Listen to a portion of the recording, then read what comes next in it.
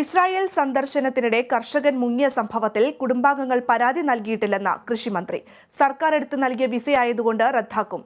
ബിജു കുര്യനെ തിരികെ എത്തിക്കുന്നത് സർക്കാരിന്റെ ഉത്തരവാദിത്തമാണ്. നിയമപരമായി എല്ലാ കാര്യങ്ങളും ഇക്കാര്യത്തിൽ ചെയ്യും. കൃഷിയിൽ ലോകത്ത് വന്ന മാറ്റങ്ങൾ പഠിക്കാനാണ് ഇത്തരം വിദേശ രാജ്യങ്ങളിൽ സന്ദർശനം ഒരുക്കിയത്.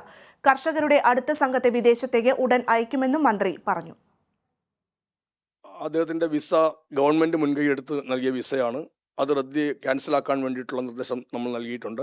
ഞങ്ങൾ കൃഷിയുടെ കാര്യങ്ങളെല്ലാം ഏറ്റെടുക്കുമ്പോൾ കൃഷിക്കാരുമായിട്ട് കൃഷിയുടെ കാര്യങ്ങൾ ചർച്ച ചെയ്യണമെന്ന് ആലോചിച്ചു.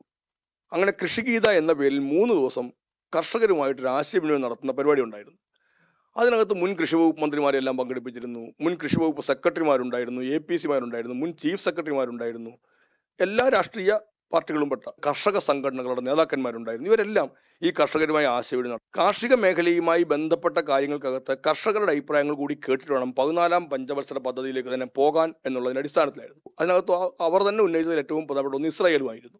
അങ്ങനെ ഇസ്രായേൽ, വിയറ്റ്നാം, നെതർലാൻഡ്സ്, തായ്ലൻഡ് എന്നീ രാജ്യങ്ങളെയാണ് നമ്മൾ കണക്കുകൂട്ടുന്നത്.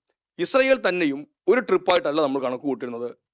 ഇതിൽ കൂടുതൽ ഇനിയും അടുത്ത ട്രിപ്പ് ആളുകൾ പോകേണ്ടതുണ്ട്.